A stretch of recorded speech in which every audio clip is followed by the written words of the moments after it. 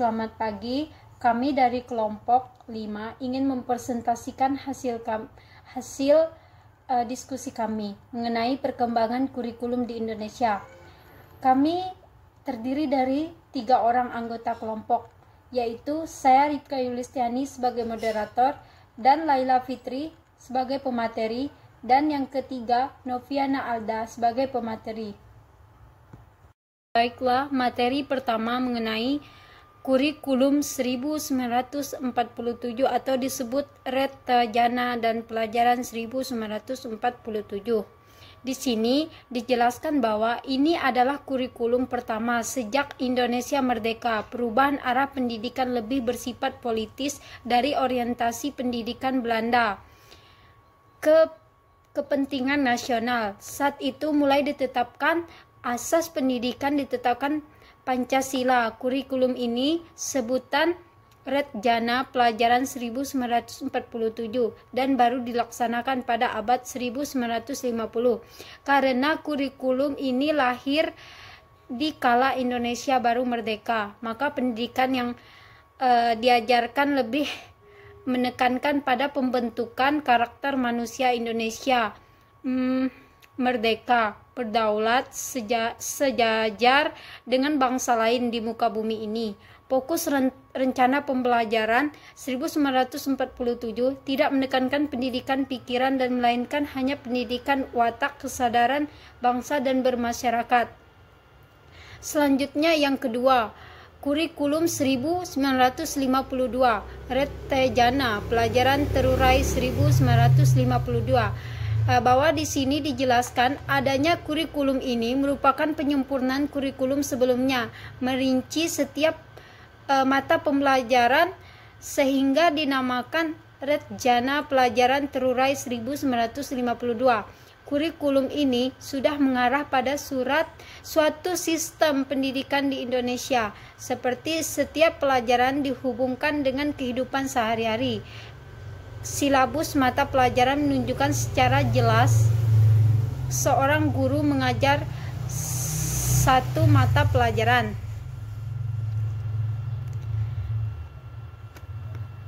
Baiklah, saya akan menjelaskan tahap yang ketiga, kurikulum 1964 Redtajana pendidikan 1964. Pemerintah kembali menyempurnakan sistem kurikulum pada tahun 1964, namanya Redjana pendidikan 1964. Kurikulum ini bercirikan bahwa pemerintah mempunyai keinginan agar rakyat mendapat pengetahuan akademik untuk pembekalan pada jenjang SD, sehingga pembelajaran dipusatkan pada program Percawardhana, yaitu pengembangan moral, kecerdasan emosional atau artistiks, kepegelaran dan keterampilan dan jasmani. Baiklah, saya akan menjelaskan mengenai kurikulum 2013 atau disingkat dengan K13. Adalah kurikulum yang berlaku dalam sistem pendidikan di Indonesia. Kurikulum 2013 memiliki 3 aspek penilaian, yaitu aspek pengetahuan, aspek keterampilan, aspek sikap dan perilaku. Dalam kurikulum K13 terdapat aspek penilaian, yaitu keterampilan KI 14, yang kedua pengetahuan KI 13, sosial KI 12, spiritual KI 11. Oke, baiklah, saya Laila Fitri. Saya akan melanjutkan penjelasan materi dari teman saya. Di sini saya akan menjelaskan prinsip umum kurikulum. Yang pertama, relevansi. Relevansi dibagi menjadi 2. Ada faktor internal dan faktor eksternal. Faktor internal, kurikulum memiliki relevansi antara komponen kurikulum, misalnya seperti tujuan, bahan, strategi, organisasi, dan evaluasi. Sedangkan eksternal memiliki tuntutan sains dan teknologi, misalnya relevansi epistemologi, tuntutan dan potensi siswa seperti relevansi psikologis. Kedua, prinsip umum, fleksibilitas. Dalam kurikulum harus berisi hal-hal yang solid, tetapi dalam mengimplementasinya harus menyesuaikan berdasarkan regional. 3. Prinsip kontinuitas. Adanya keterkaitan antara kurikulum dari berbagai tingkat pendidikan, misalnya tingkat kelas, antar jenjang pendidikan, maupun jenjang pendidikan dan jenis pekerjaan.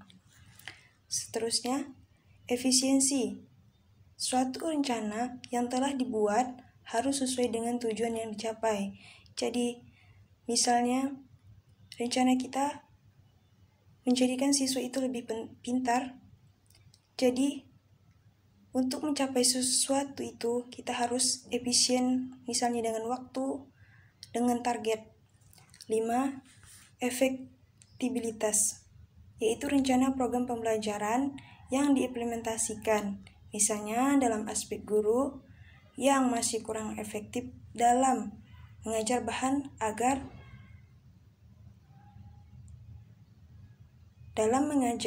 bahan ajar atau program, maka dijadikan bahan pengembangan kurikulum dan mengadakan pelatihan. Baik, jadi prinsip umum adalah pengembangan kurikulum adalah langkah yang kuat untuk mewujudkan kurikulum yang sesuai dengan kebutuhan siswa, guru, dan masyarakat.